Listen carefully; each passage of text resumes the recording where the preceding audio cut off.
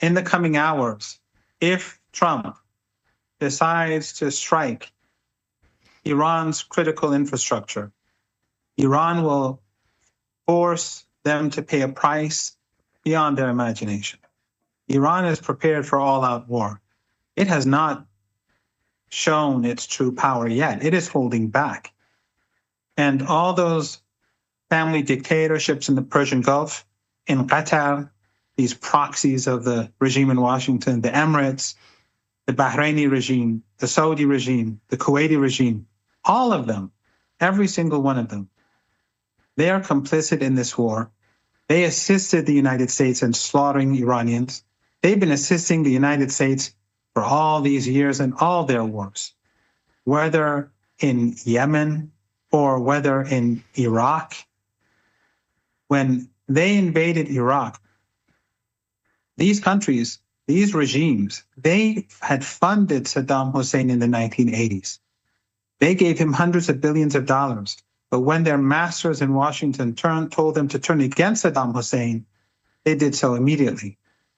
So these regimes will pay the ultimate price within hours.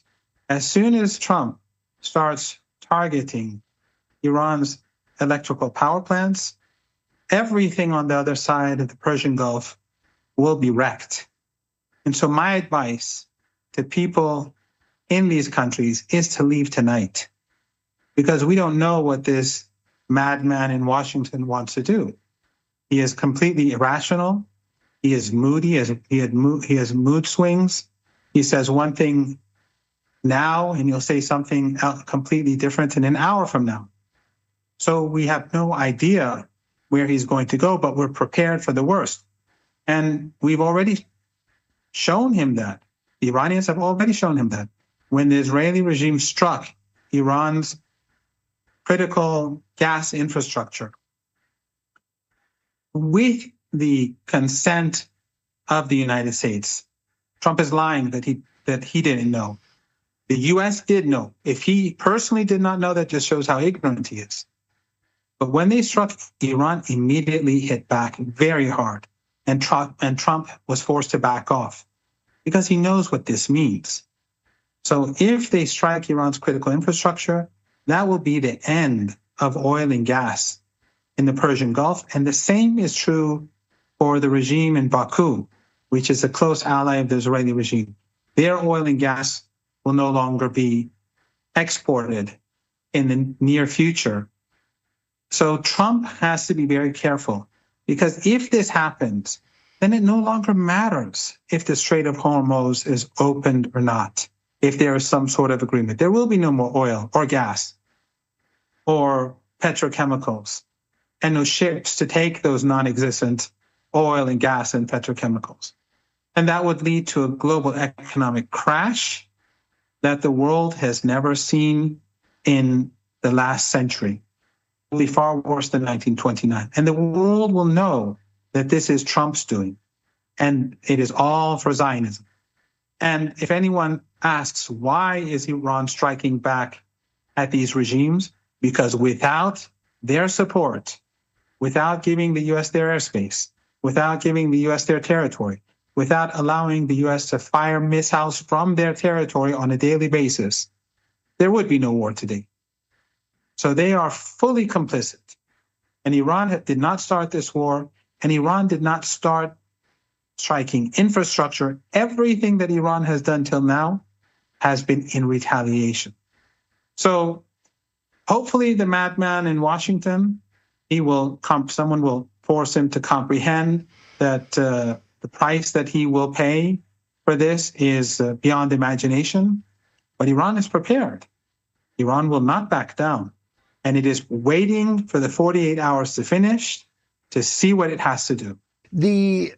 The madman, as you rightly say, in any other form of life, business, academia, if a professor was behaving like him, if a public servant of any other kind was behaving like him, there would be the flap of white coats. Men would come in to take him away in a straitjacket to a padded cell. The insanity is written all over his face. It's written in every statement he makes on Truth Social. It's written in every press briefing that he gives. I mean, there was a movie called The Madness of King George. This madness is way in excess of the madness of the old English king. But you would hear the flap of white coats, or you'd hear the march of boots as the military brass took the nuclear button away from him. But none of that is happening in the US, even though the vast majority of the American public is opposed to this war. Some of them only because Trump started it. They might well have done it themselves if they had still been in power. But they're pretending at least to be against it, and the public is overwhelmingly against it. And yet, Trump can actually press that button that you mentioned tomorrow, as he's threatened to do. And it will happen unless someone takes the button away. It doesn't say much for the system of so-called democracy, does it, Professor?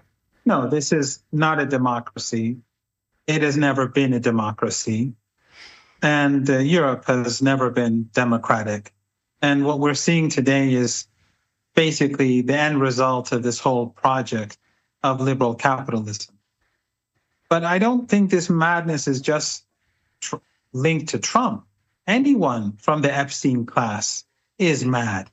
Anyone who conducts themselves in such a manner towards children and does the things that we've heard from the Epstein documents, they're mad. Anyone who hides it, whether in the mainstream media, whether it's the presenters or the editors, that madness is very much associated with their behavior as well. Anyone who is not outraged that the Epstein files are hidden away and the real evidence is not out there for the public to see, and that no one of significance is being arrested, there's a madness about them too. Any presenter in Western media which refrain from saying that what happened in Gaza is a genocide, there's madness in that too. So this is not surprising.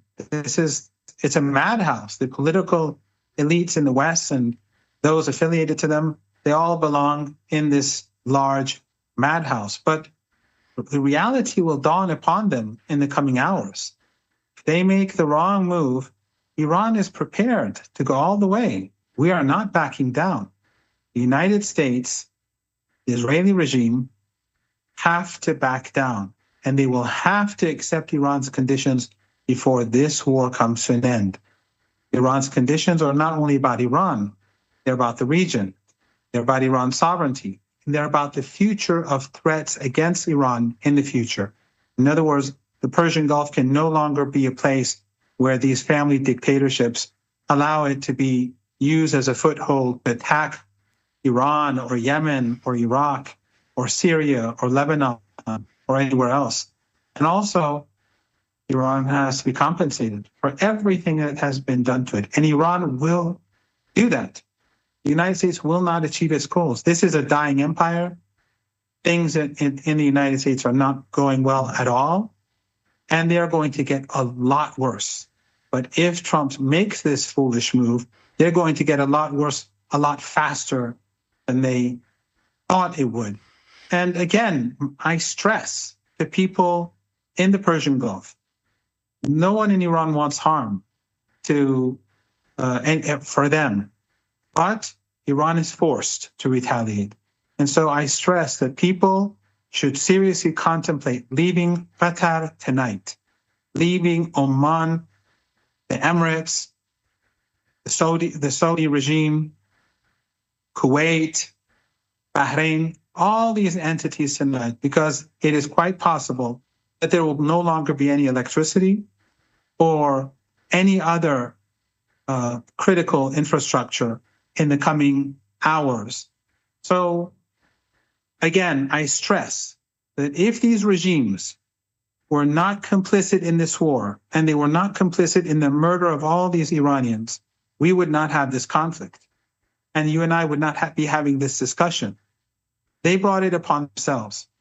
So we'll all have to wait to see what the madman in the White House does. Do you include desalination in that? You didn't in your list. Have I overstated the critical importance of drinking water, which is possible only by desalination plants that are literally sitting ducks? I think that everything is included, George. The fact is that the United States needs this territory to wage war. And the family dictatorships in Qatar and elsewhere, they provided him that. And we have to bring this to an end. So people should leave. The difference between Iran and the United States and the Israeli regime is that when Iran retaliates, it says so beforehand. When they bombed Iran's critical gas infrastructure, all those poor workers who were there, they were facing a catastrophic situation. Missiles were striking the gas installation. Huge fires were erupting, and all these poor workers who received low wages and have kids waiting at home, they could have been burned alive. But Iran, when it retaliated, it said so beforehand. Some people in Iran criticized the armed forces. They said, why are you declaring where you're going to strike the next day? Because they could beef up their air defenses and perhaps shoot down missiles and drones. But the Iranians don't want people to die. And this is exactly what we did during the war with Saddam Hussein as well. When he was firing missiles at Iran, for years Iran did not reply. Ultimately, when it did, when it saw that the international community would not intervene to stop him, Iran would always give 24 hours time for people to leave. So here we have no option. We have to bring the Trump regime to its knees. And the only way to do so is to devastate the Trump regime and make sure that it can no longer use West Asia as a platform to strengthen its empire, to enforce its tyranny. And so, again, I stress that people should leave now. Perhaps he will not carry out this madness, but if he does, Iran will not wait a moment. Iran will strike back very hard, and then perhaps there will be no time for people to leave. My advice would be for them to take their cars and drive towards, I suppose, Iraq or Yemen or to some other far-off place, Jordan, to be more safe and secure. I don't normally name and shame specific Gulf dictatorships for a variety of reasons. But I see in the social media this evening that the UAE say that they're going to send their navy to fight you. They're going to send their navy to end this Strait of Hormuz impasse immediately. I responded by saying this is a fly threatening an elephant. Are they really serious, these tiny, narrowly based family tyrannies threatening the gigantic Islamic Republic of Iran? Or is this just fluff, chaff? George, look at Al Jazeera and in the comment section in Arabic and English and see what the views of Arabs are about these dictatorships. They despise all of them, except for those who are on the payroll, because they all know that they're sellouts. They all know that they're proxies of the United States, every single one of them, in different ways. The UAE has a passport-holding population of 1 million and a couple of 100,000, a small, very small city in Iran. But more importantly, it has millions of people who are workers, who are indentured servants. Do they think that they can control these people when things get tough and they no longer have electricity? The ruling elites will flee the country before anyone else does, if they haven't already left. The same is true in Qatar. What can Qatar do with a population of 400,000? They've only destroyed Syria and wrecked Iraq and Yemen and the Emirates, of course. They've destroyed the Horn of Africa, all of them working for the interests. Oh, that is a great pity that we have momentarily, I hope, lost Professor. Professor, are you still there? George. I'm very glad, because I have some more important, I have some other important questions to ask you. May I move on? I think we got your message loud and clear. But the Western media, and Piers Morgan, your friend and mine in particular, were crying in the week that Iran had fired 2 missiles at the UK, in inverted commas, the UK military base in Diego Garcia.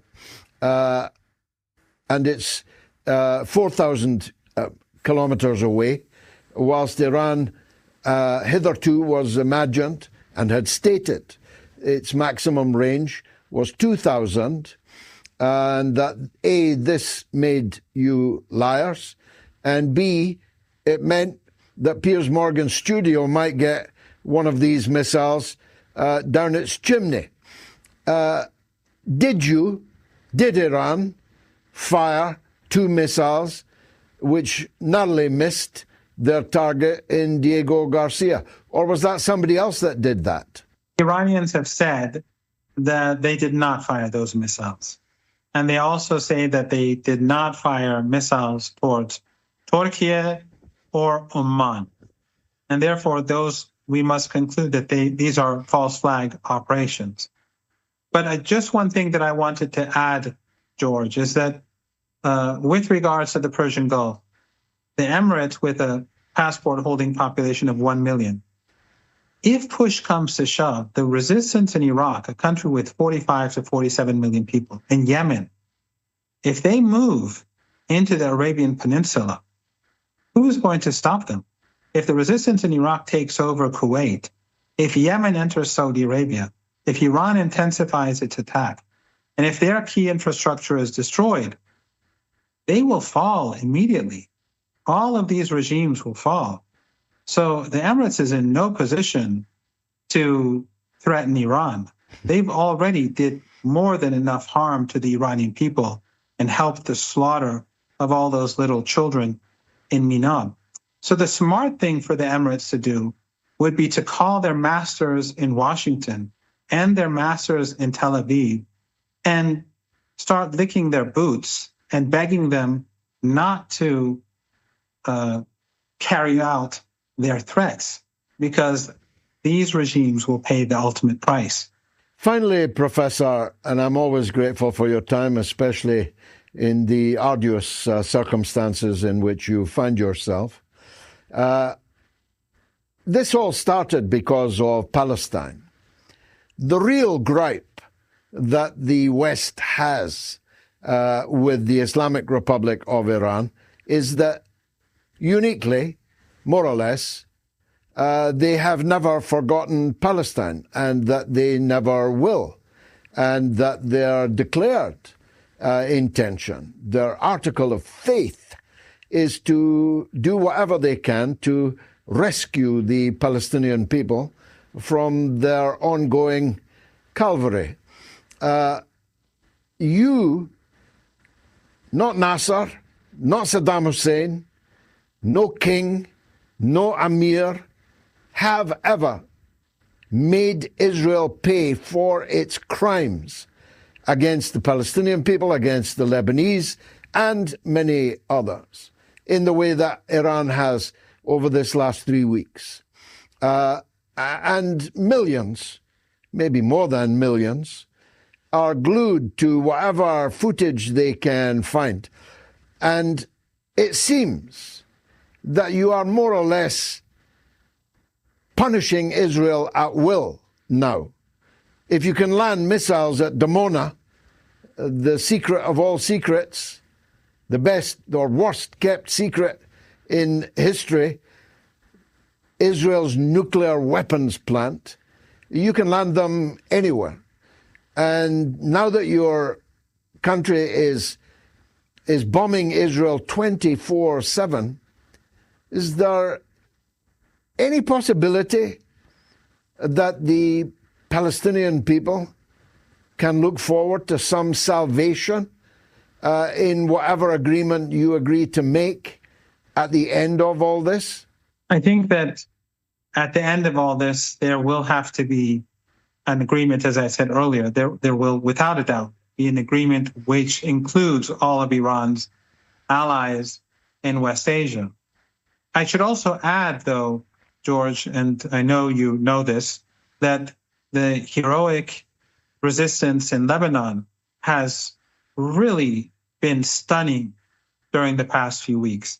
I recall how after drawing away the Israeli army from Gaza for many, many months, and then ultimately the Israeli regime carrying out strikes in Lebanon and murdering Seyed Hassan Nasrallah, after weeks of heavy fighting and the slaughter of so many innocent Lebanese supporters of resistance, when there was a ceasefire, these people on the payroll of Qatar and Erdogan and the Mohammed bin Salman and Mohammed bin Zayed, these allies of empire, they were ridiculing Hezbollah, saying that they failed.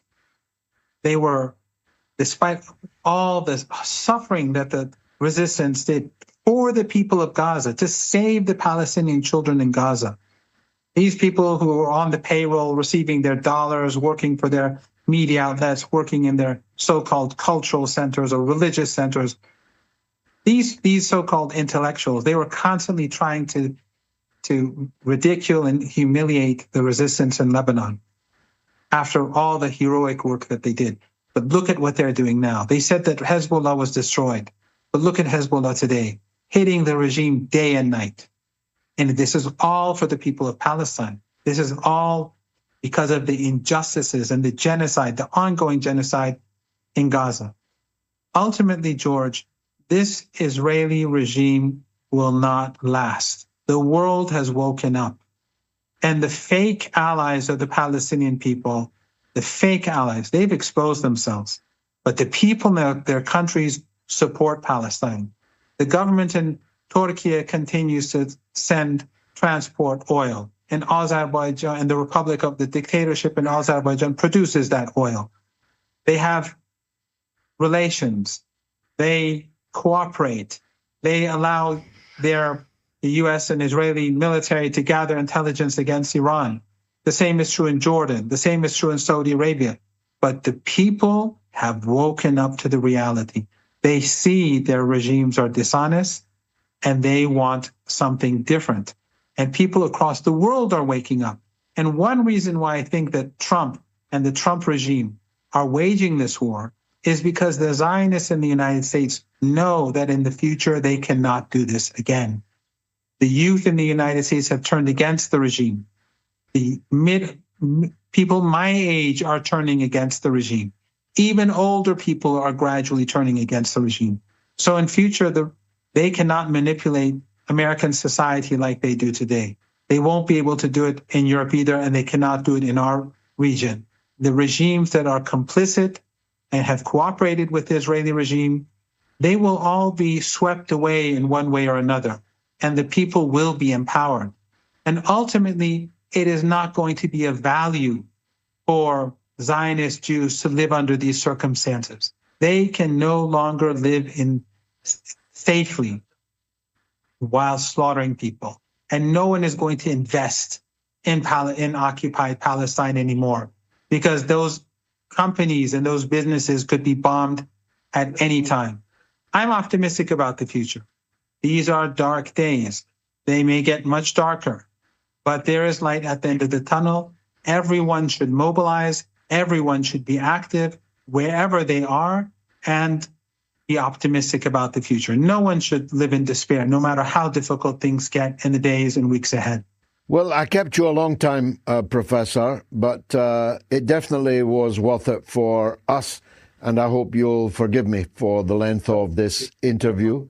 It remains for me to issue my customary and forever respect, my salute, and my thoughts and prayers for your people and for my favorite Iranian and the favorite Iranian of millions. That's why they're offering $1 million to capture you. Professor Seyed Mohammed Marandi, God bless you and keep you. Thank you for your time on the mother of all talk shows.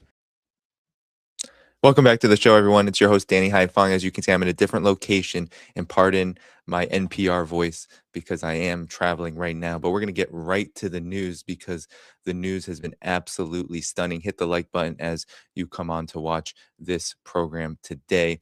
Let us begin with what has happened in the last 24 hours to Israel. Iran's massive strike on not just Dimona, but also Arad. These strikes together have caused massive damage. And remind you, Dimona is the location, a small city, I believe only 11 or so square miles big. It is the location of the infamous nuclear facility where it is said the production of about 80 to 200 nuclear warheads have been produced over the decades of Israel's existence. So this was a massive strike, and it was in retaliation to hours before this, Israel reporting and Iran reporting that Israel had attempted to strike the Natanz nuclear facility of Iran. And Iran now noted that this facility was not damaged to the extent where there's any leaks or anything of this sort. So Iran hit back hard, and it hit back in a way that absolutely shocked Israel because as Iran did this, and I'm going to show the images in a second, the the Iranian military declared that it has full control over Israel's airspace because you may recall that Dimona has been talked about by Israel and by the world as one of the most heavily fortified installations inside of the settler colony. So this is a massive hit to be able to strike Dimona in this way. It shows, as Iran has said, that air defense systems are indeed collapsing all across the colony, but especially even in these hard hit areas. Here are just some of the images that have come up in Dimona and in Arad. The casualties are extensive.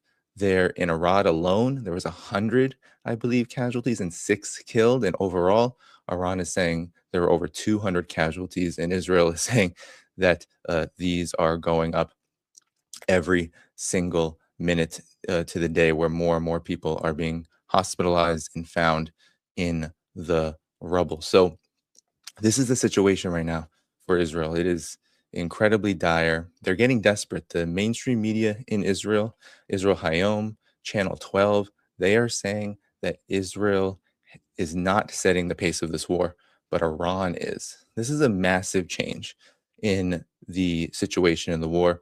And Iran declared in this wave, this is wave 73. We're in wave 74 right now. Central Israel is being hit. Tel Aviv is being hit. Ben Gurion Airport is being hit by Arash drones. I mean, this is a massive escalation by Iran going up the ladder in a very strategic manner to demonstrate that it has full control now over Israel's airspace. So in this wave, though, Iran noted that what has been reported is the Karashmar 4 missile hit Arad and Dimona, that was the missile that struck him. Now, Arad in particular is very notable because it is being reported by Israeli media that just one single Karashmar 4 missile caused all of this damage. So it wasn't a huge volley. It wasn't a barrage of missiles. There was a barrage of missiles that were firing in the area, but one missile caused the 100 casualties and the 8 killed in this action. Now, Israel has tried to frame this mind you, you've probably been paying attention to how this war has been talked about, but Israel has been framing these attacks by Iran, these retaliatory attacks, as against civilians. You cannot argue this in Dimona because Dimona is a heavily secured, fortified site where nuclear scientists, researchers, and military personnel are housed. Nobody else. You're not allowed in the Dimona area. You can't just live in the Dimona research facility vicinity. Iran didn't hit a nuclear reactor. They weren't attempting to cause a nuclear disaster at this moment. But what they did was they showed that they can do it, and they can do it at any single moment from here. So this is a massive escalation. It's also a massive example of how Iran is every single day in this war now. It cannot be hidden that it is actually seizing the initiative. It has the advantage in many ways. Doesn't matter how many civilians that are Israel and the United States are attempting to kill and killing each and every day. We are seeing that air defenses are collapsing in Israel. We are seeing that the United States has and Israel have no solution toward Iran's strategy. They cannot stop it, and they are not stopping it. Now, I want to just talk to you about Dimona in particular. To be able to hit Dimona is not only a historic feat in the sense that it is demonstrating to the world that Israel's heavily fortified nuclear facility is very vulnerable and can be hit at any time, but this facility is subject to the controversy of Israel's ambiguity about nuclear weapons. Now, this facility was built with the assistance of the French in the mid 1950s, 1957, about. And it has been subject to a lot of scrutiny, even by the United States itself in 67.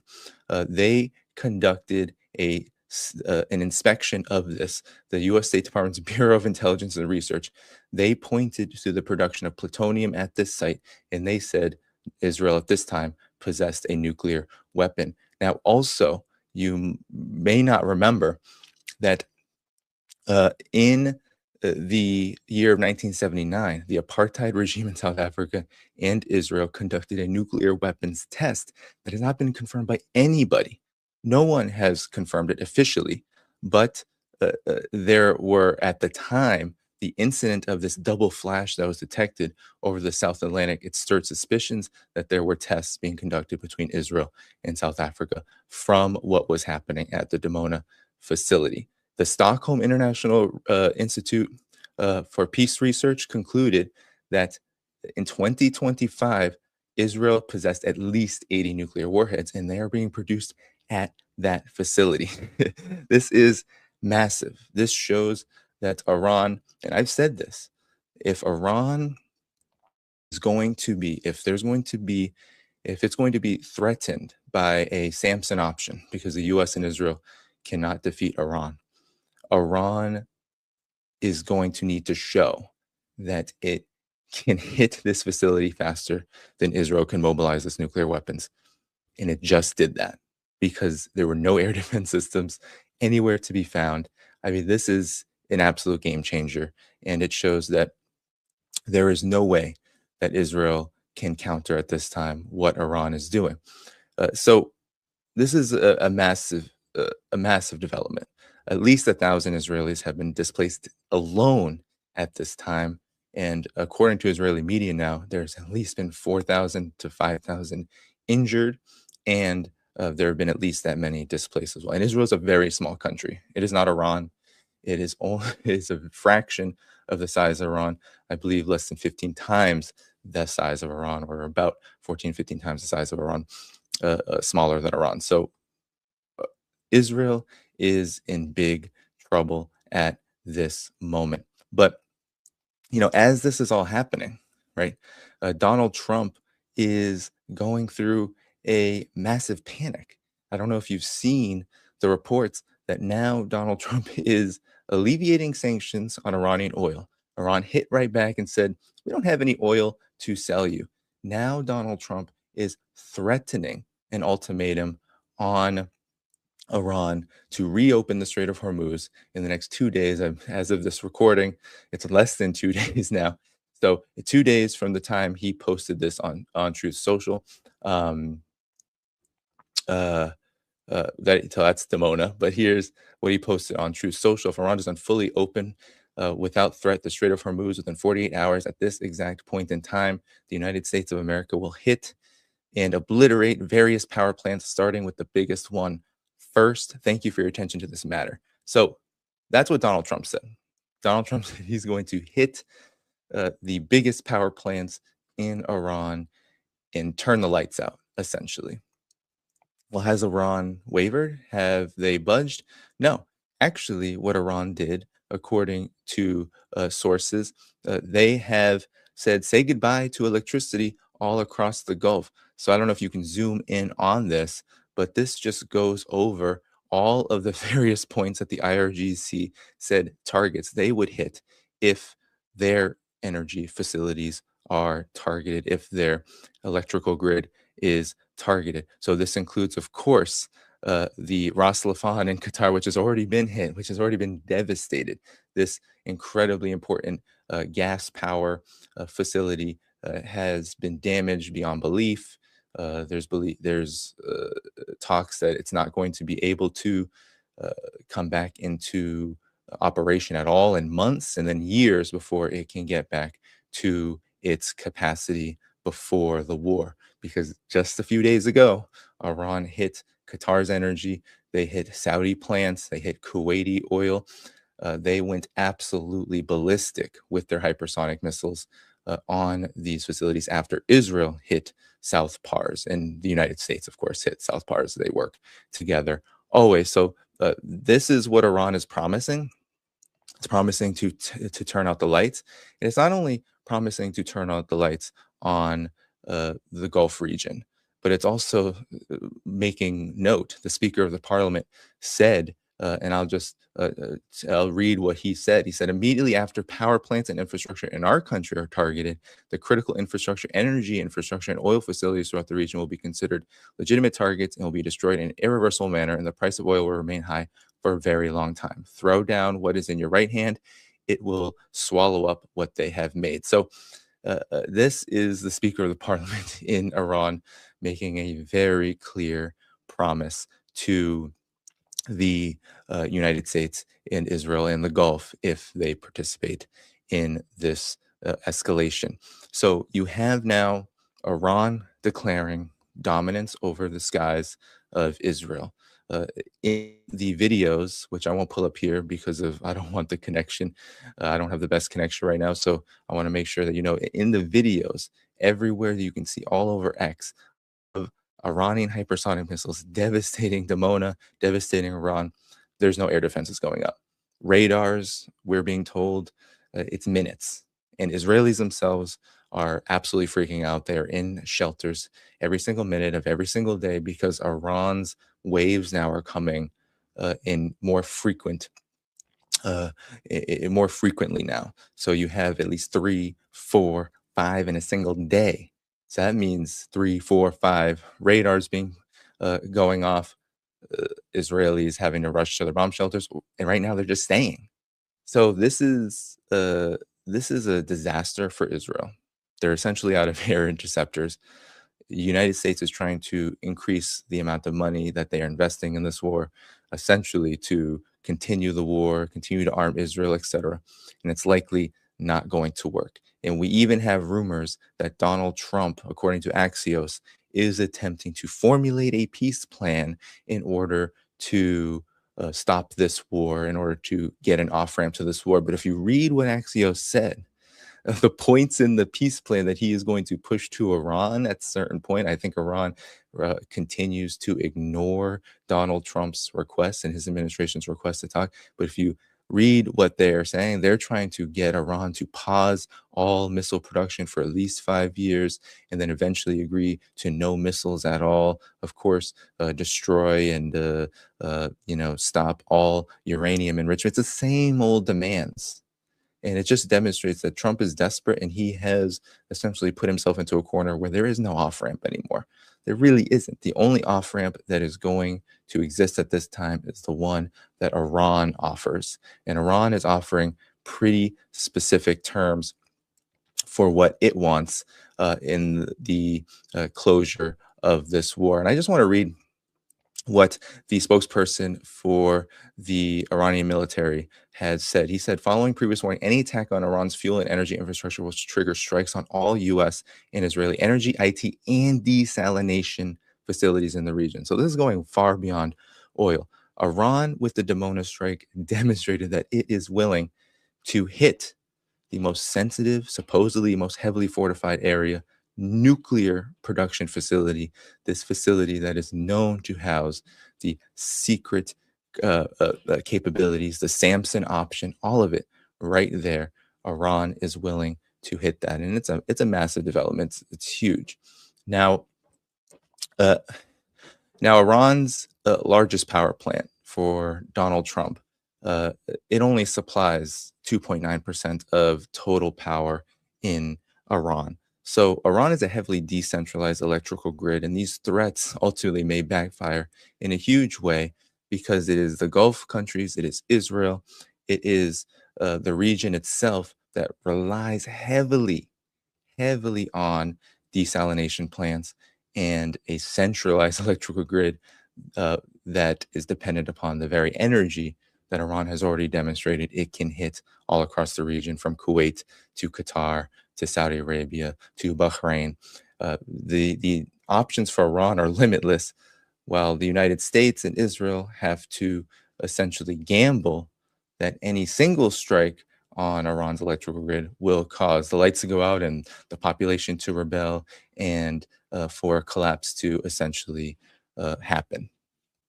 Fantasy. This is complete and utter fantasy. The shape of this war right now is this: the United States and Israel, they are targeting civilians. They are trying to pressure. We've heard Scott Besson literally say that they have supposedly targeted Iranian officials inside of the country who are willing to turn. And it's all about the economic pain that is going to be caused by the devastation the U.S. is trying to wreak on the country that will lead to massive changes.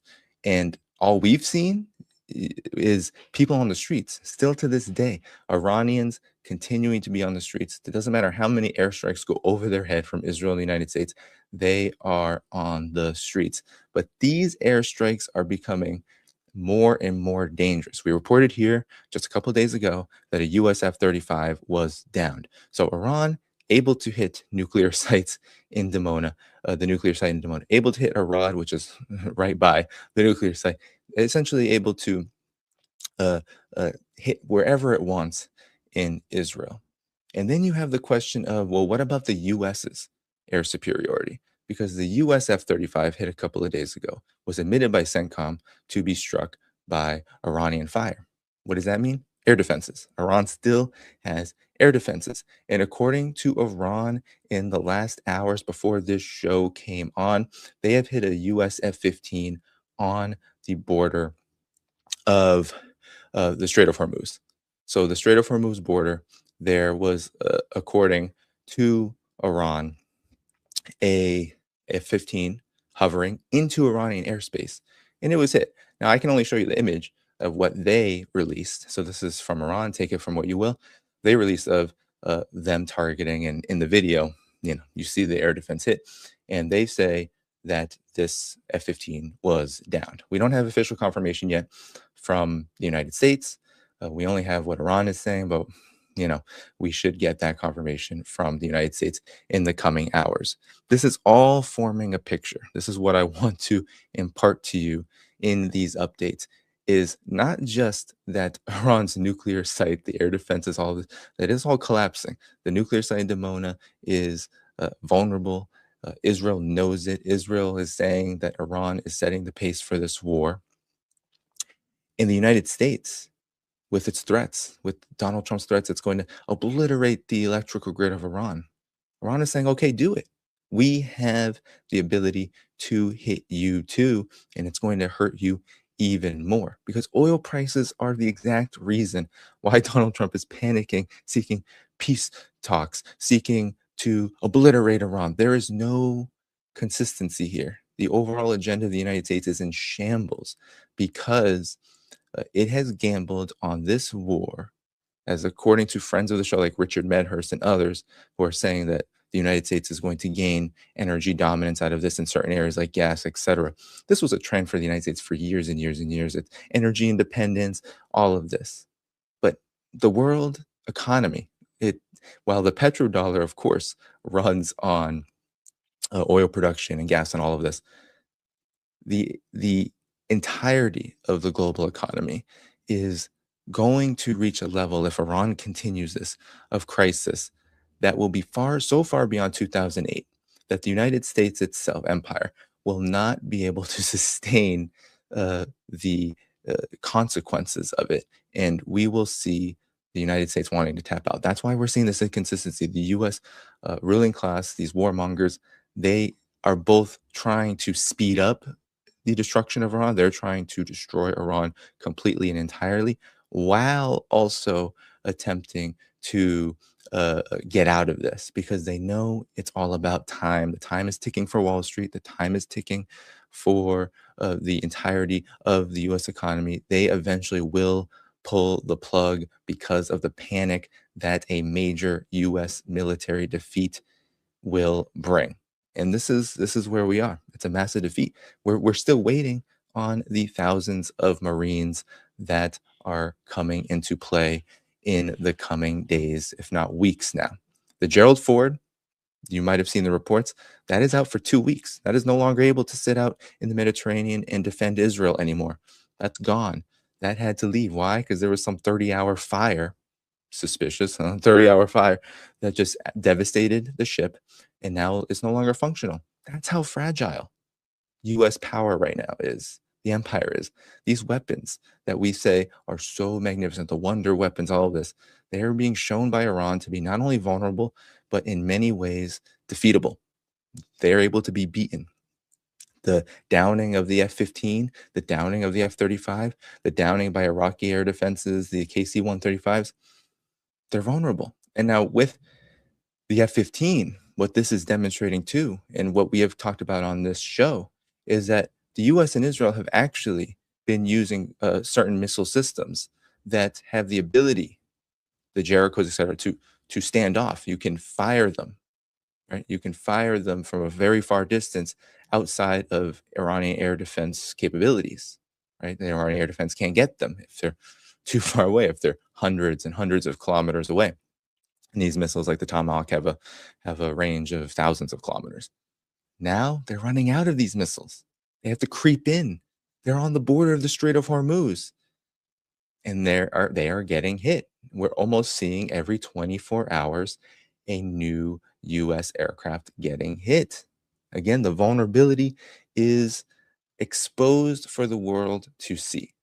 And the institution of ground troops is only going to make it worse. So now Donald Trump is panicking and wanting to do something absolutely unthinkable in the eyes of the world, which is to target now power electrical grids, to continue this escalation ladder from oil energy now to electrical energy. Now everything will be on the table. And Iran is saying, go ahead. We have the capacity to hit you back, and to hit you back in a way that will damage you far more than us. The Center for Responsible Statecraft, they published a study that the U.S. can do nothing about Iran's energy capabilities, in large part because Iran has been sanctioned for many years. And what did that do? It created the need to independently develop an electrical and energy system that is centered on keeping the Iranian nation going and alive. So I just want to reiterate that the reports right now out of Israel are really bad, that there's over 2,700 Israelis alone being displaced from this war. Now 1,000 alone in the last 24 hours evacuated from Dimona and from Arad because of these strikes. And so Iran has not been bluffing from the very beginning. They have said that they are going to go through with their strategy, Operation True Promise 4. They're going to go up the escalated ladder, that they have a strategic plan, and that they have been building this up for many years, especially after the many instances where the United States used negotiations as a weapon of war to start a war. So this is a very dangerous game. that the United States is playing. Iran has given now very hardline demands, which the U.S. cannot possibly accept without accepting defeat. And the fact that Iran is confident in sending these demands while conducting its operations shows exactly where the initiative is. Remember, war is not just about war. It's not about just the big bang weapons. It's not just about what Iran can do versus what the U.S. can do and Israel can do. It's about also what is the condition, the stability, and the character of the players involved, and what does it say about the foundations of these players involved in the war.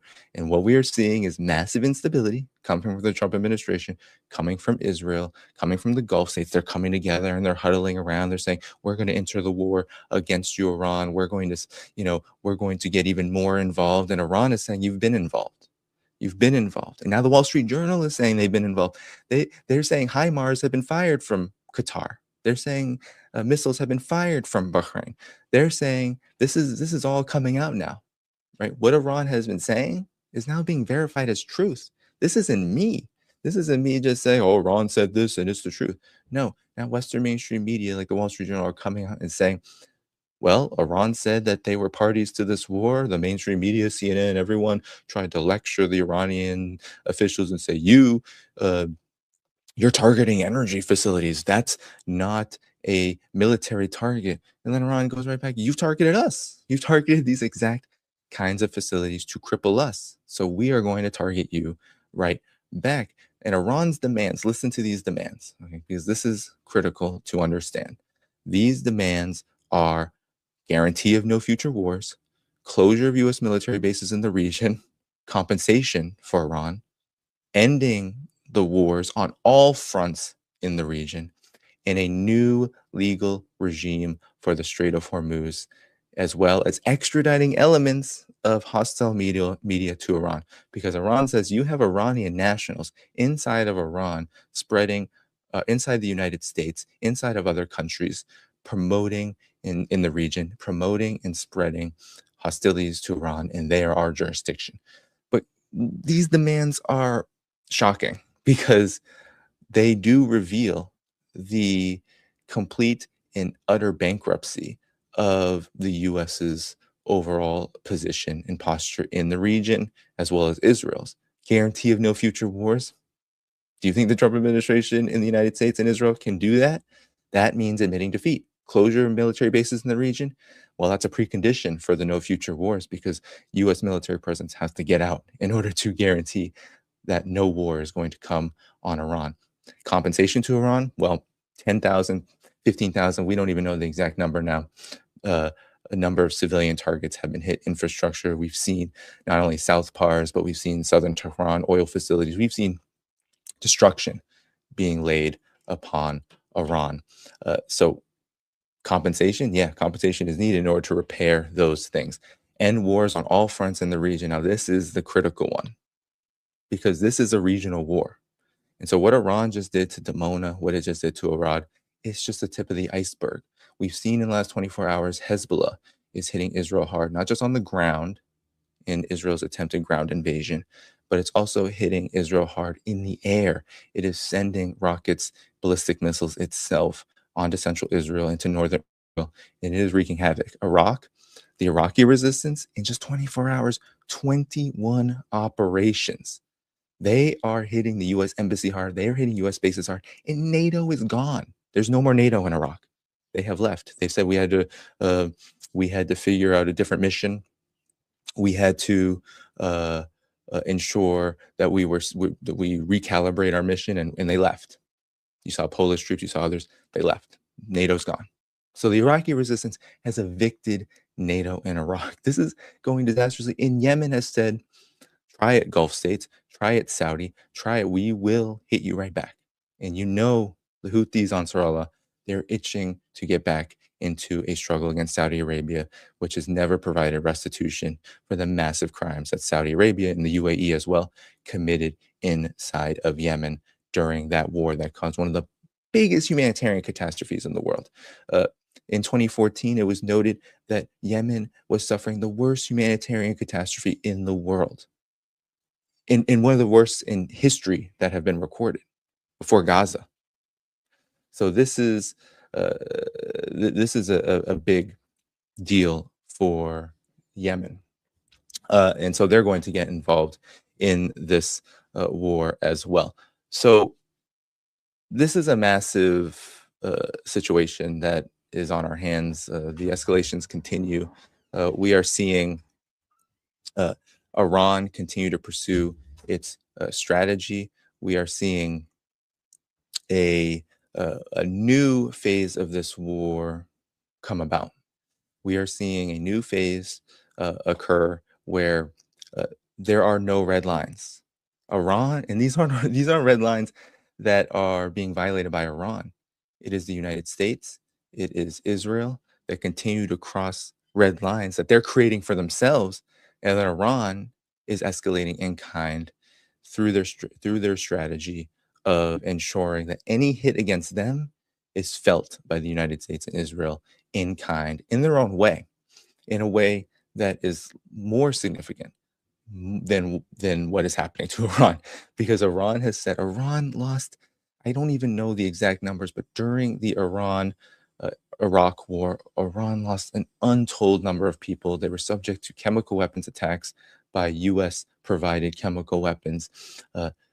Hundreds of thousands, millions of people were put in the line of fire by that war.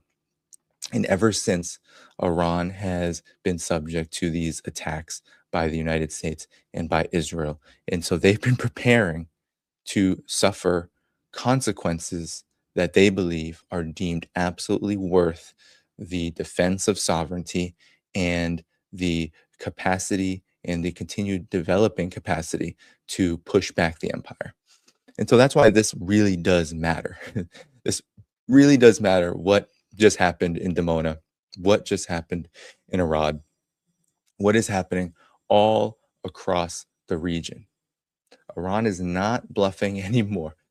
In just less than a week, Iran has shown that it can hit energy facilities whenever it wants all across the region.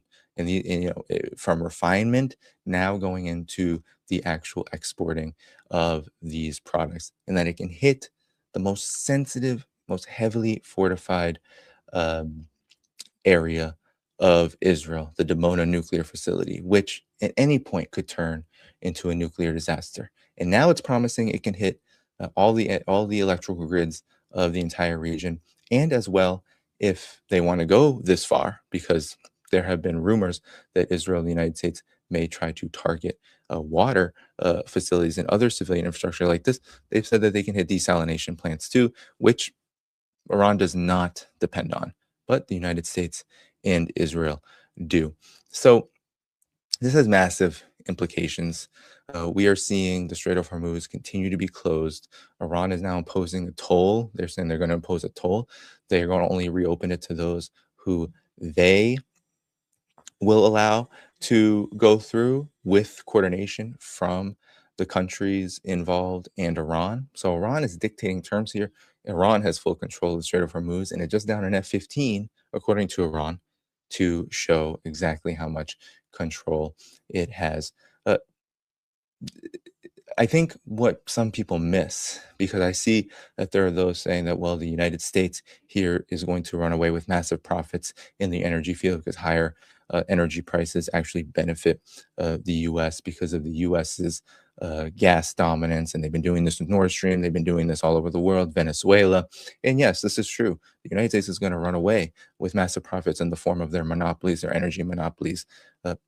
That's very temporary. The stability of the global economy, that is long term. Iran is exercising long-term pain, right? You heard it with mainstream media, short-term pain for the long-term gain. Iran is instituting long-term pain for the U.S. monopolies, the oils, the Epstein class, all for their short-term gain. Yeah, they'll gain a little bit now. They don't care about dead Iranians or Israelis or anybody. They'll make a lot of money off of this. They already are. These higher prices are going to lead to massive windfall profits in the short term. But in a week from now, 2 weeks from now, April, we might be seeing a catastrophic recession come into place, which will have massive political effects. They're not invincible. The United States, Israel, they are not invincible, and they are showing exactly how vulnerable they are every single day, the longer that these operations continue.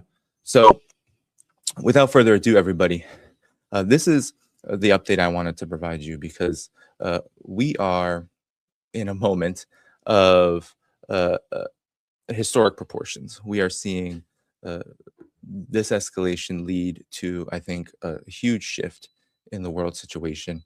We're going to ultimately see, while the U.S. Monopolies may come out as short-term winners of this disaster, we are going to see Israel is not going to come out as a winner. There's some who believe that. Some I've had on my program believe Israel is a long-term winner. No, I believe that Israel is going to be damaged in a way that is not only going to harm its reputation, but it's also going to harm its capabilities. Iran will make sure of that. Not to mention the fact that we are now seeing that the resistance is far stronger than what was assumed by Israel itself, right? When Hezbollah entered the war, oh, wow, we didn't know that Hezbollah could come in with this kind of ferocity. I don't think that Israel itself understood what kind of vulnerable position it was in this entire time. That, yeah, when you go for maximum expansionism toward greater Israel, any kind of imperial project of this nature, you could run into a wall, and that wall is the people.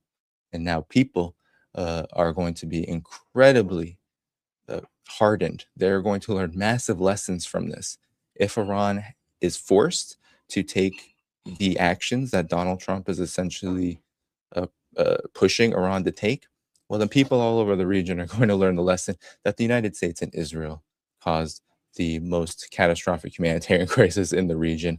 And many have already learned this lesson from what's happened in Gaza, what continues to happen in Gaza, in Lebanon, and of course, this war in Iran, which has killed thousands of civilians. So someone asked, what will Iran demand from the Zionists to end the war? From the Zionists, Israel can't really give anything, right?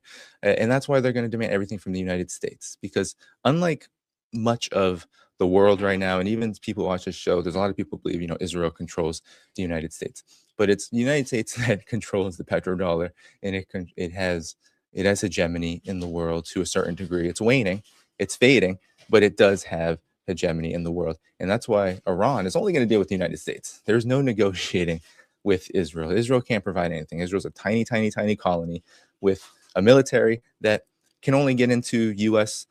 Supported or provided jets, can only do Mossad operations like the pager attacks.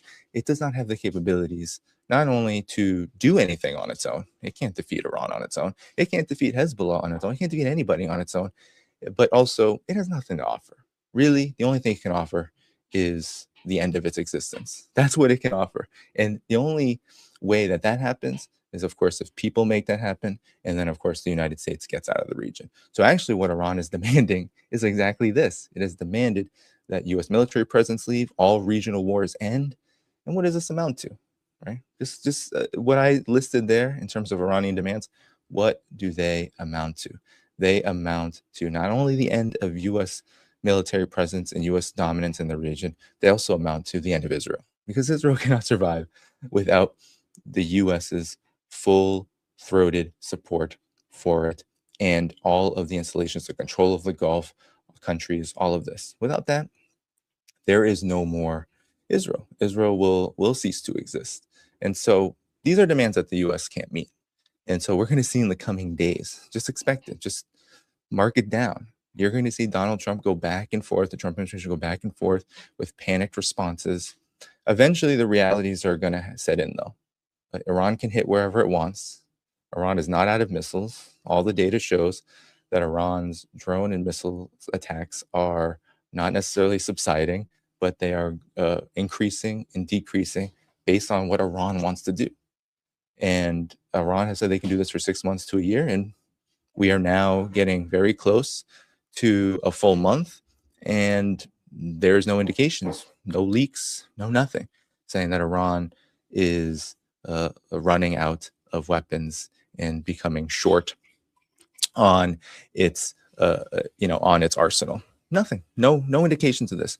Lots of indications all over the Western mainstream media, though. You might have heard of U.S. air defense shortages. THAAD has been destroyed in the region, right? Everything that has happened up until this point informs what is happening now. All the radars that have been destroyed, at least 8.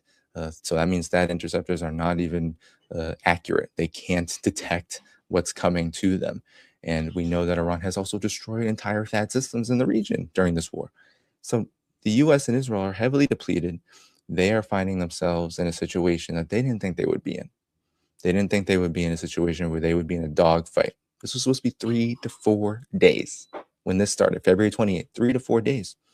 We are getting close to the month-long period. And right now, as we speak, Iran is hitting central Israel.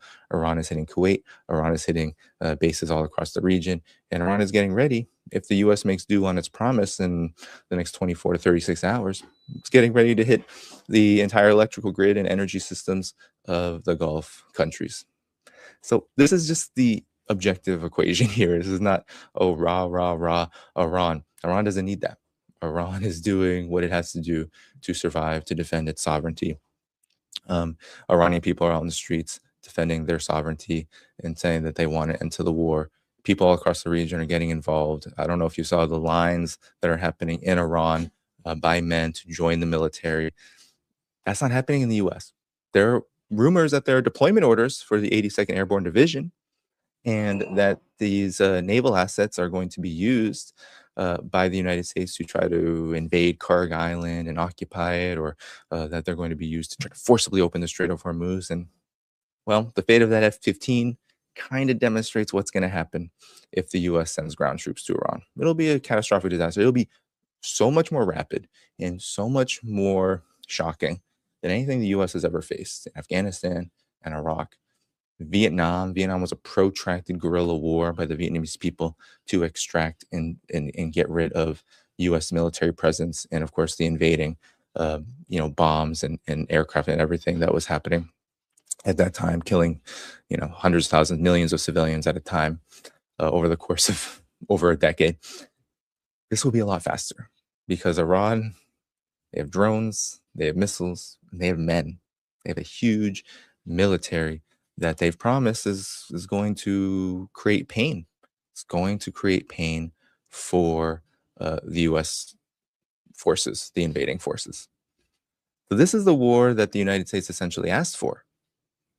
This is the one that they asked for. This is the one that they said was the right time, right? It was the right time to do this because Iran was on the brink, the protests, Venezuela, everything was coming into place for the United States, but it miscalculated, massive miscalculation. Now it's all over the mainstream media. Just Google search Iran and you will see article after article after article panicking about U.S. miscalculating people's support for Iran, miscalculating Iran's military capabilities, miscalculating the U.S.'s power in the region, miscalculating Israel's capabilities, U.S. We can go on and on and on, but it's all pointing in the same direction. And so, the news is going to continue to develop fast here, and we're going to cover it here, over the course of the days and hours and to come, because right now, the United States is trying to double down. They're trying to, keep this war going. But every single day, the holes are becoming more and more clear. The images of Iranian cluster submunitions from the Krashimar 4, the fact that we're not seeing any images of U.S. Israeli interceptors going up, and now we have the Mona nuclear facility targeted. The town, right, is a nuclear facility town. It is heavily fortified. No air defense interceptors went up. Israel's investigating this, saying, "Oh, we don't know why this happened." Well, Iran is telling you, and the world is watching and seeing that it's likely that you don't have anything left to fire back with. So, yeah, the operation will continue. The operation will continue. The war will continue. I just want to make sure I thank everyone for watching this show briefer. more brief show than the shows often are.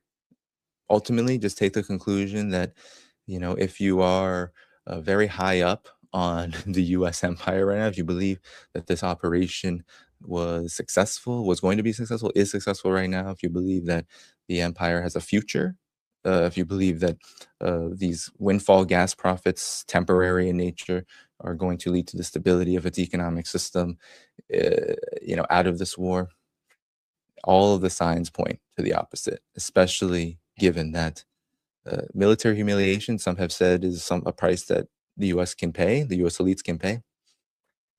I think you're underestimating just how important it is for the U.S. to be the most militarily superior, at least looking country, and the most exceptional country in the world to portray that image and purvey that image. You don't underestimate that. You can't underestimate that. But everyone, hit the like button as you leave here today. These updates will continue to roll in. I want to thank everyone who gave a super chat. Thanks so much. And be on the lookout now for what Donald Trump does with this ultimatum. He's made ultimatums like this in the past, but Iran has shown that it is very much ready to continue onward. So everyone, hit the like button before you go. Video description is where you can support this channel, Patreon, Substack, and much more. And until next time, bye-bye. Well, I think we know that roughly 20 to 25% of the world's oil supply passes through the Straits of Hormuz. And any disruption of that, of course, is causing discomfort. Now, the Iranian Revolutionary Guard Corps controls the Straits of Hormuz. We do not. I understand last night they mined it or began mining it, but they've controlled it for quite a while now.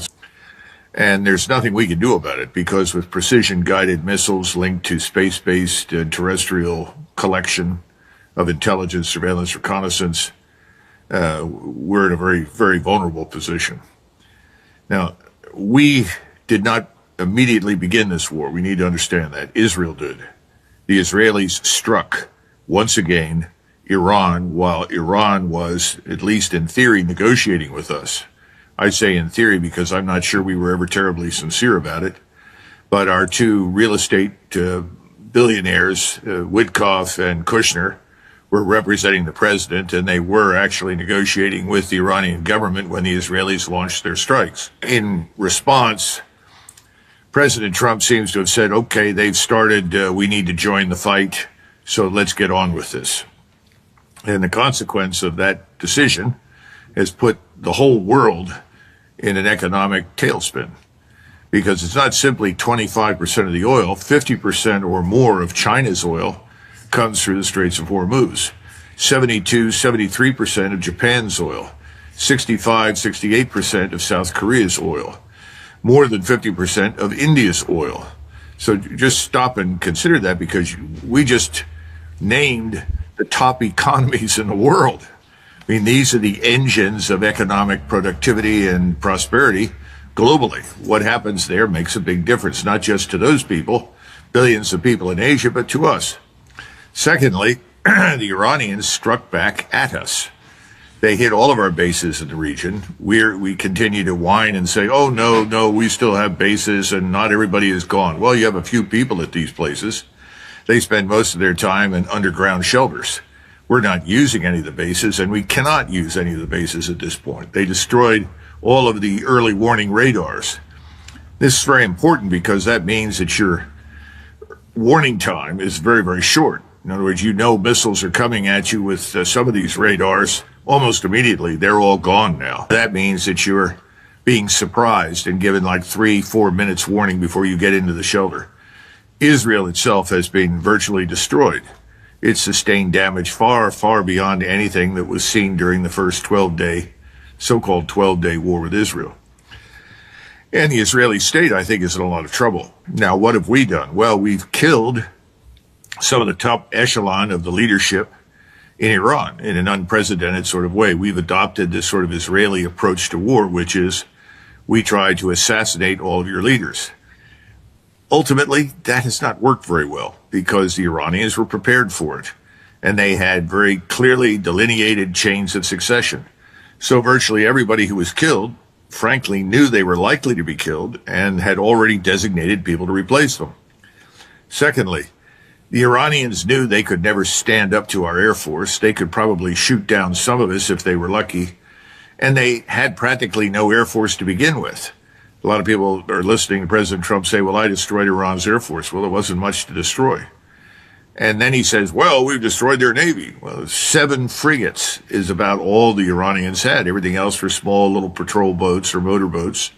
They do have some diesel submarines. I don't know whether or not those have been accounted for, because the Navy doesn't like diesel subs because they're very, very hard to track, especially in shallow water. But my point is, Iran knew all of these things were going to happen. So where did they put all of their investment over the last 20 years? Well, they put it into huge underground facilities that are very, very safe. And they have thousands upon thousands upon thousands of missiles. Before the war began, the best estimate that I could get from people I trust was 45,000 missiles. Now, they're not going to run out of missiles. And the interesting part is that during the first few days, they hurled at the Israelis and us relatively old missile technology. Over the last few days, they've started to use their hypersonic precision-guided weapons, which are very, very accurate, very devastating, and they cannot be stopped. In other words, it doesn't matter what sort of air and missile defense you have. They can't be stopped. So they're hitting anything they aim at. And I was interested to listen to the 4-star General Kane sort of talk about, well, we struck 5,000 targets. We've killed all these leaders. Oh, woof, woof, woof. I thought I was listening to a briefing back in 1967 in Vietnam. We've gone out there, we've dropped this many bombs, and everything, as though that was some sort of indicator of victory. It never was. In fact, right up until we left in 1972, air officers, airmen, Air Force officers were telling us, we flew X number of sorties today, we dropped so many bombs. Didn't make any difference. What you bomb counts for a great deal, but it's also a function of what the people on the ground do. The Iranians were waiting for us. They were ready. They knew they would take some losses. They knew they could not prevent their cities from being damaged to the extent that we've done it. But they were prepared to accept that damage because they had the means to strike back. Right now, we don't have an effective air and missile defense in the Gulf. In other words, all of these small states that are really legacies of the British Empire. The British moved into the Gulf a couple of hundred years ago, and they picked up various sheikhs from tribes and say, okay, we're going to let you run this area, in return for which you are going to get paid a lot of money. In the meantime, we're going to get all the oil we want. Literally, that's the way it began. Mm-hmm. And so you have these billionaires who acquired enormous wealth, who up until the British arrived were basically herding sheep. My point is, these states are in trouble. And Iran has gone to great lengths to demonstrate to them conclusively that if you allow Americans into your country to build bases and think that you're going to attack us with impunity, we are going to destroy you. Mm-hmm. So I would argue that the first lesson from this war for all the Gulf states is we must leave. When this war ends, whenever it ends, we're leaving, and we won't be allowed back, because bringing us in is a magnet for war. We are a catalyst for conflict. People don't understand that right now, but that's where we're headed. As for Israel, Israel's air and missile defense is effectively collapsed. They can't knock down most of what's hitting them right now. But more important, the missiles they're using now, they can fire 10 missiles instead of 100 missiles and do more damage because the payloads are thousands of pounds of explosive, and they are accurate, and they can't be stopped. So you don't have to fire 50 or 100 missiles to achieve your aims. And this eludes people. The second part is that large numbers of the missiles and underground facilities are in eastern Iran. They haven't been touched. They haven't been subjected to any sort of attack at all. So I was listening yesterday evening to some of the people that appear on Fox News. I don't usually listen to Fox very much, but I was warned that Senator Cotton and Senator Hawley would both be on there. And shockingly, they began to talk about, well, it's time for us to declare victory. We've done all we can, and it's time to just declare victory and bring home the men. Okay, fine. What I'm hearing here in Washington from people that I know that are on the inside, as well as now it's been verified through Fox News, which is kind of a mouthpiece for the administration, Donald Trump wants to get out of this. He's finally figured out there's nothing to win. We can drop bombs and shoot missiles at these people all that we like. It's not going to change the condition of the region. It's not going to improve anything. Worst of all, it's going to send the world into an economic recession, maybe depression. And he's got all sorts of people telling him, listen, boss, you've got to stop this and stop it soon, because if you don't, we're going to be in a state of poverty along with the rest of the world. The rest of the world is already headed down the tubes. If you go to Europe, the prices of gas are 3-4 times what they were. In Asia, it's apoplectic. Southeast Asia, it doesn't matter where you go, Southwest Asia, the situation is dire from a purely financial economic standpoint. And we don't exactly have a very strong financial position given our national sovereign debt.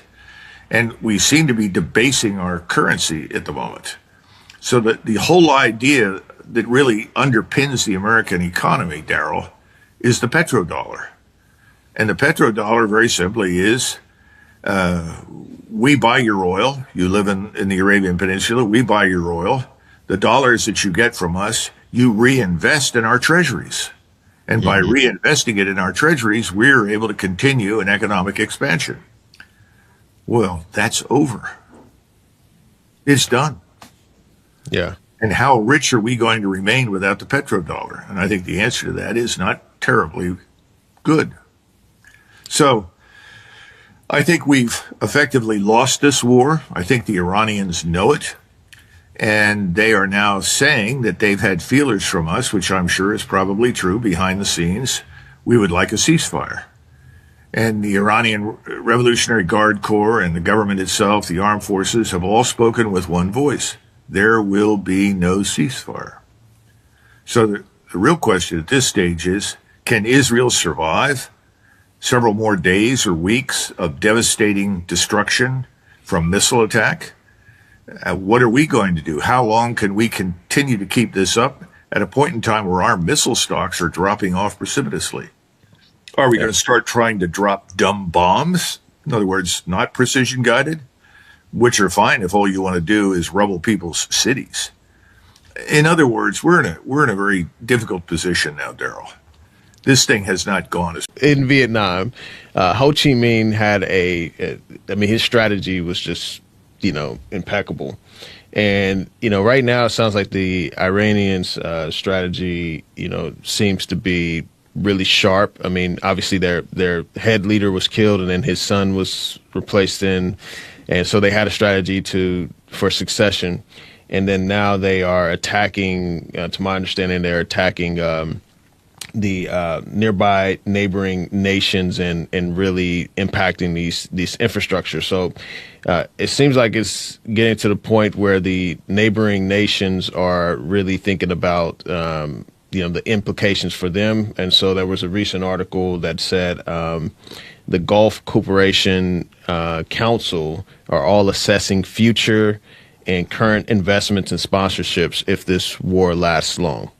And so we've had Saudi Arabia come in, and I guess they pledged $1 trillion or something like that. I think Trump said trillions of dollars.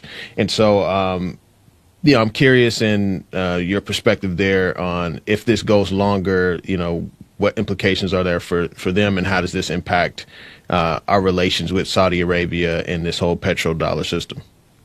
Well, there are two things to keep in mind. When there is no strategy in war, there is no end to the war. We never had a strategy. I think the problem in Washington was that, first of all, it's a combination of ignorance and arrogance. We did not have a high opinion of Iran and its military capabilities. We didn't understand Iran. Iran is Persia. It's been around for 2,700 years. This is a large civilizational state. And this state is not going to roll over for Israel or us. And remember that all the demands that President Trump has set forth are Israeli demands. All we have been doing is acting as Israel's enforcer. And Israel's demands were never realistic. Because effectively, you give up not just your uranium enrichment, you're going to surrender your ballistic missile arsenal. You're going to stop cooperating with your friends in the Gulf, whoever they are, and you're going to basically worship at the altar of Israel. You're going to do what we tell you. You're going to accept our military and political hegemony over the region. Well, Daryl, that's not going to happen. That's an impossibility. And we stupidly signed on for these outrageous demands. Now we're trying to figure out how do we back down from these demands and get out of the Gulf. That's very difficult because we've now got an adversary that says, well, you may be finished. We're not finished. And we're going to keep going. So, the picture is very dire because as far as the oil is concerned and the natural gas that we extract from the ground in that region, effectively it's offline. It's not just stopped. In other words, you're not talking about wells that are pumping, refineries that are refining, storage tanks that are being, emptied. No, it's over for the moment. In other words, I would say for at least 6 months to a year, most of the oil in the region is offline. It's as though, in your house, you have a circuit breaker and, the current goes out, you go out to the circuit breaker, you hit the switch and they go up. Well, they want to hit the switch and turn on the oil. It's not happening. It's not going to happen. There's talk right now, we have to get back at these Iranians. We'll destroy Karg Island. That's the big oil terminal for the Iranians in the Persian Gulf. And they've made it very clear, if you destroy Karg Island, which is our oil terminal from their oil fields, then we will destroy all of the oil infrastructure in the Persian Gulf. And we've said, oh no, they'll never do that. Wrong. They will do it. Just look at what they've done already, and there's not a damn thing we can do to prevent it. So now we have the rest of the world breathing down our necks saying, if you don't stop this very soon, we're going into a global reset that is economically catastrophic, not just for us, but for the whole world. So I don't think the GCC has much flexibility. And remember, first it was the British for over 100 years that promised and delivered on protection for these little oil kingdoms, including Saudi Arabia. We agreed privately in the 1930s to protect the Saudi oil resources. Now, what we found out is that we can't do that. We can't shoot down the missiles. We can't bring the Iranians, so to say, to heel. We couldn't even defeat the Houthis. Does anybody remember the Houthis? I mean, this tribe of backward Arabs living in the mountains in southern Yemen that everybody dismissed out of hand as incapable. They shut down the Red Sea. They shut down commerce to the Suez Canal. Why did we think if we could not stop that and defeat those people, how could we possibly take on a nation of 93 million people the size of Western Europe? And these people are very proud. They're proud of their origins, their culture, their identity, their history. We spit on it. That's the problem. And they're not going to do business with us, certainly not on our terms. So I think we're going to have to find someone somewhere who can mediate for us. But I think the terms that we will have to agree to, Daryl, are going to be very humiliating for the United States. Now, there is an alternative I didn't discuss. And that is that Mr. Netanyahu, who is the real cause of all this trouble in Israel, could turn to a nuclear weapon because the Israelis have nuclear weapons. And if they used a nuclear weapon against Iran, I think the world changes profoundly. Yeah. And I don't even want to consider the possibilities of what could happen after that, but they could include a nuclear catastrophe for Israel, because there are many people in the world who will not tolerate this. And I'm not sure that President Trump has Mr. Netanyahu under his authority. It looks an awful lot to me like Mr. Netanyahu is in charge of President Trump. Yeah. Yeah, that's definitely something that, we hope and pray does not lead to that. So curious on regime change. So this has been a constant narrative, and there's a narrative that we're trying to change the regime. We had this in Venezuela, then you go, throughout history. We had, I think there was a meme going around. We spent trillions of dollars for regimes change in Afghanistan, only for the Taliban to be back in charge of Afghanistan. This regime change narrative, like, what happens with this? Like, so. Are we just being fed bullshit, pretty much? Well, I think that's a 99% probability, absolutely. First of all, let's keep something in mind. We did not change the regime in Venezuela. What we did is we paid off people millions of dollars to let us come in and kidnap Mr. Maduro and his wife and bring them back to the United States, ostensibly for trial and incarceration. What about Venezuela? Venezuela is unchanged. The same government is there. All the people that commanded the police, the armed forces, everyone who runs the economy or has his hands in it, they're all there. Nothing has changed. So what did we do? Well, we basically said we're going to steal the oil. Every time you fill another tanker with oil, we're going to take it and we'll decide what to do with it. That's not a regime change. The last time I looked, that's called piracy. So there's been no regime change in Venezuela. And of course, if you were really interested in dealing with the drug problem and the drug cartels and the fentanyl and everything else that people rightly complain about, you would have looked at Mexico, not Venezuela. Venezuela's role in all that is minuscule. And most of our problems emanate from Mexico. But, that's water under the bridge. So we've really changed nothing. So now we're talking about a place called Iran and changing the regime there. And that never had much chance of occurring. And I think we have to go back to the Kosovo air campaign back in 1999, because that campaign was launched with the purpose of removing a man named Milosevic from the presidency of Yugoslavia, or what was really at that point Serbia Plus. And we bombed for 78 days, and ultimately the bombing did not change anything. What the bombing did is it compelled us, when it did not cause the Serbs to relent and surrender, it caused us to send the Deputy Secretary of State, Talbot, to go to Moscow and negotiate a deal with the Russians about which we know very little in terms of details, and persuade the Russians that in return for what we promised to do for them, they would pull the plug on Milosevic. Now, what does pull the plug mean? Milosevic began the air campaign against us, or we began it against him, and he was promised by the Russians that they would provide food, medicine, and fuel to get through the winter. Remember, all of this started in February, and the Serbs said, well, we think we can hold out through the summer into the fall, but we'll need help to get through the winter. Well, the Russians agreed to whatever terms that we had offered them, whatever bonuses, and they backed out. And they told Milosevic, we can't promise you anything for the future in terms of food, fuel, and medicine, so you'll have to make the best deal you can with the Americans. In response to that, after 78 days of bombing, the Serbian military establishment pulled out of Kosovo. Now, the reason I bring that up is because we fought that air campaign, or we conducted it, because we wanted to get rid of Milosevic.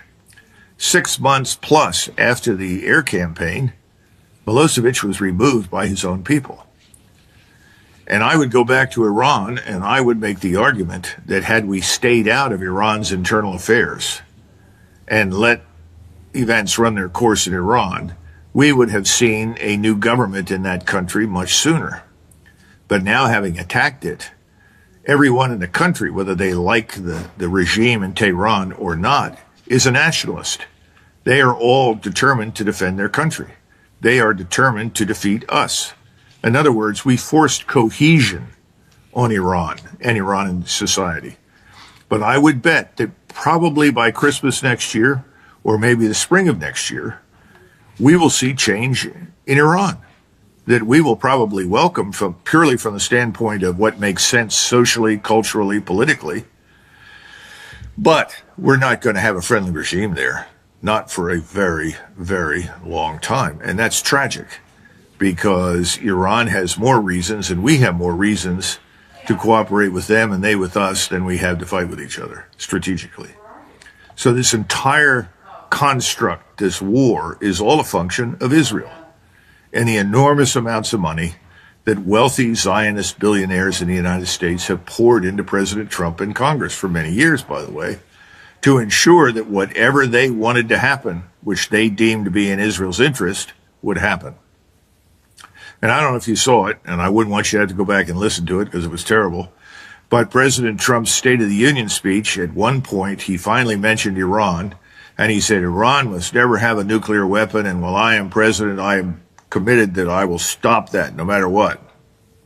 For the first time, he got a standing ovation from everybody in the Congress, including all the people opposed to him. Well, why? Because all of those people have been benefiting from the largesse of these billionaires working for Israel. In other words, our Congress was purchased along with the White House. So this makes it all that more difficult for President Trump, who I understand is genuinely looking for an exit, a so-called off-ramp, and would like to put this war behind him. How can he do that? How can he disengage, especially since Israel is in very bad condition? And one wonders whether or not, if we did engage, whether they would survive. Yeah. Wow. Congress has been paid off, and that's not surprising at all, especially just the nature of the job with politicians.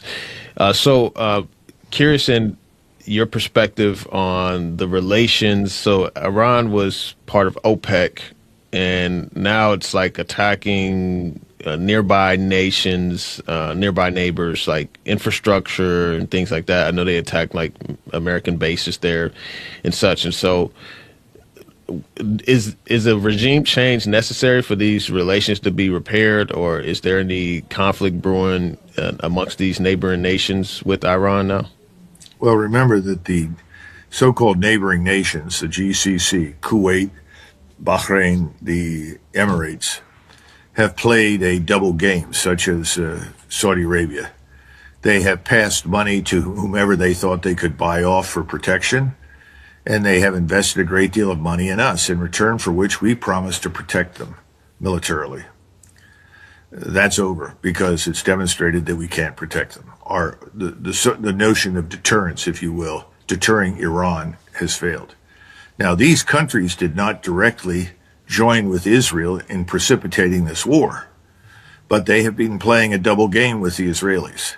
And remember that Iran, along with other Muslim Arab countries, and I would argue Turkey as well, have all been appalled by the mass murder and deportation of Palestinians from Israel.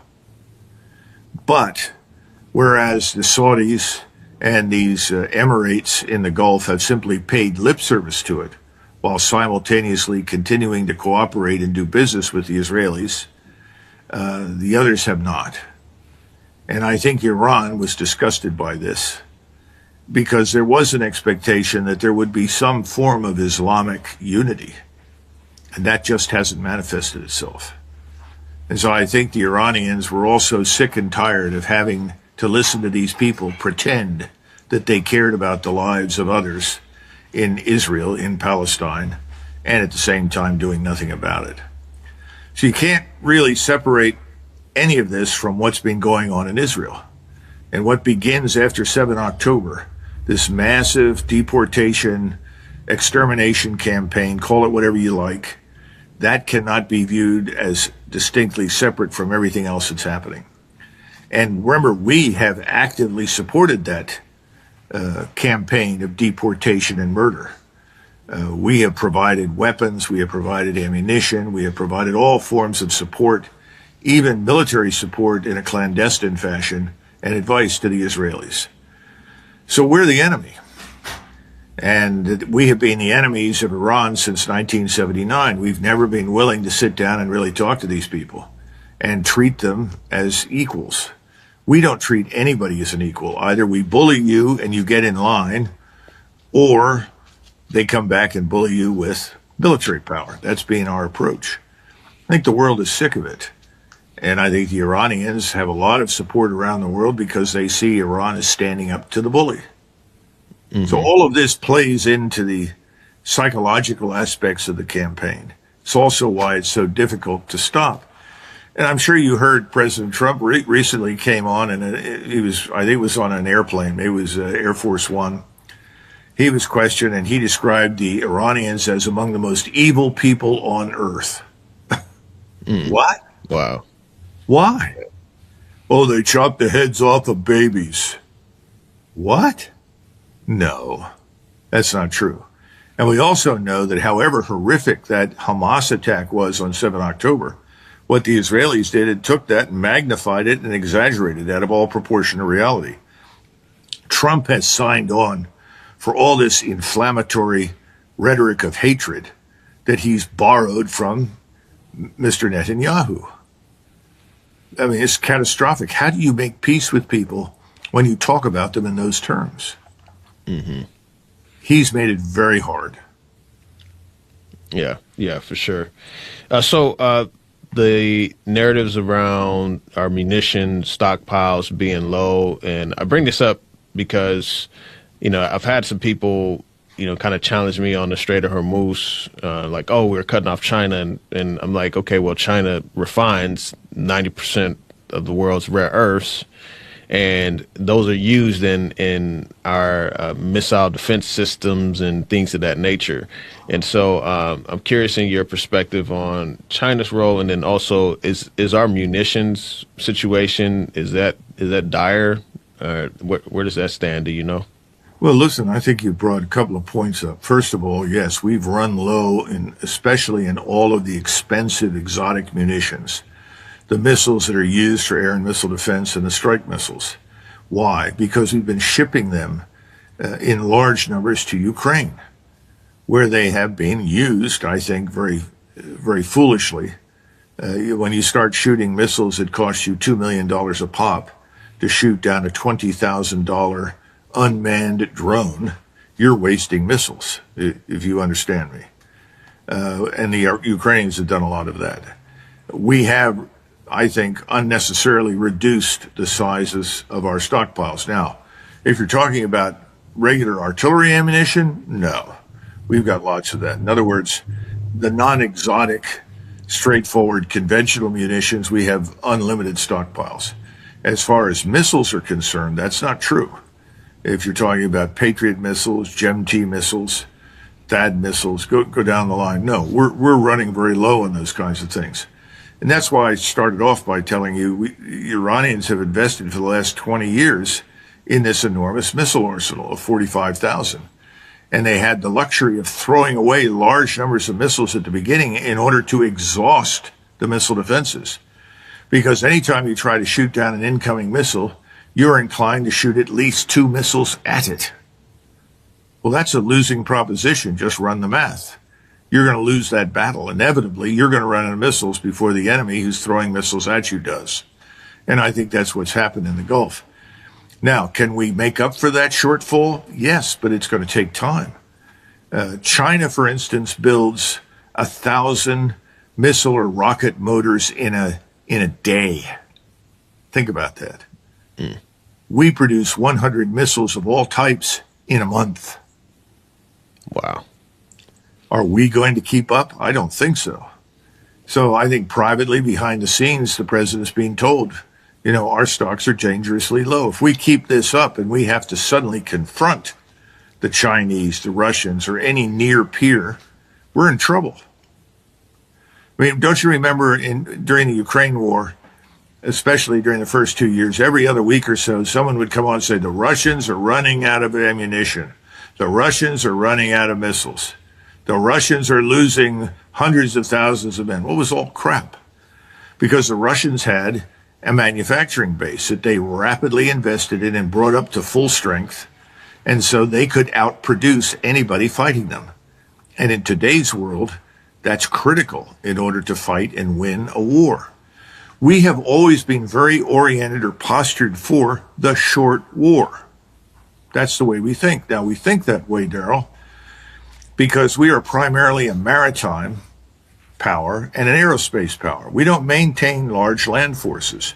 We are not a continental power. The Germans, the Russians, the Chinese, the Persians, the Indians, all of these states have maintained large armies. They have to. They have large areas to defend. Iran is half the size of India, and Iran is roughly the size of Western Europe. It's a huge difference. We don't do that. So we're very comfortable with ships and airplanes. But ships and airplanes alone do not win wars. We've always gone through this argument. Well, in 1942, then General Arnold, who was officially the Deputy Chief of Staff for the Army Air Corps for George Marshall, said, "It is conceivable for the first time in history that we could bomb the Germans and Europe so heavily that we may never have to put a soldier on the ground." Well, that was fantasy. 2 years later, what did we do? We had to land at Normandy. Every time we write off the possibility that we're going to have to use ground forces, we've made a terrible mistake. We did that in Vietnam. We threw large quantities of aircraft and bombs at the enemy and finally said, nope, that's not going to work. We'll have to go in on the ground. Now, the problem is that we don't have the ground forces to send, Daryl. We just don't have them. The army that I left back in 2004 was a fraction of the size of the army I'd served in 1990 and 91 when we fought Desert Storm. We put 300,000 troops on the ground. We had almost 800,000 men on active duty in the Army. Now, if we go back and look at what we did in 1990 and tried to do it today, first of all, we don't have the troops. And secondly, the satellite-based intelligence and reconnaissance capabilities would reveal where we are immediately. And thanks to Iran's heavy investment in precision-guided missiles, they would destroy us in the port or on the ground wherever we landed. That needs to be understood. Warfare has changed. Yeah, for sure.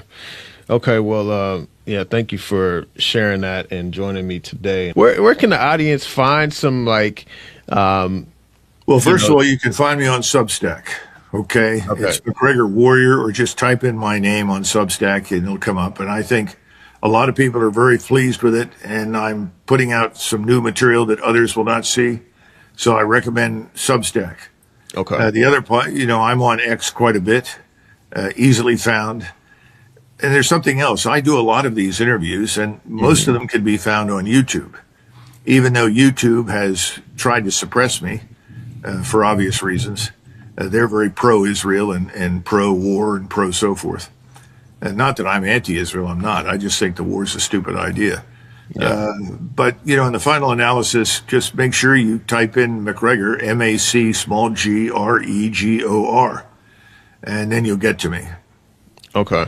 That's good. And any tips for navigating all the propaganda? I mean, there's so much propaganda out there, and just understand if you're investing, in addition to investing in precious metals and resources, I would definitely invest in oil.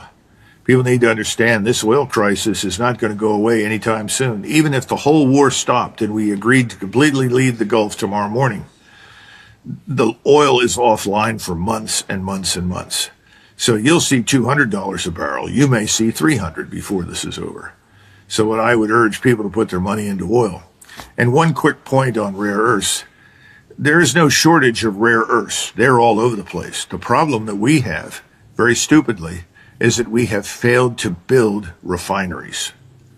In other words, to take the material that we can then condense and refine into rare earths and build it here in North America. We and Canadians should do that. We could be the center of the world if we invested effectively in that. And we have all these wonderful waterways that carry freight. Just look at the Great Lakes. Look at the St. Lawrence Seaway. Look at the rivers that run to the west out of Canada and the United States. All we need to do is strategically place these, invest heavily in it, and we can end our dependence on China and other countries for refinement of rare earths. Yeah. Okay. Well, yeah, that's good. I appreciate those closing thoughts. You all have the information. Doug, appreciate you coming on the show, and thank you for your time.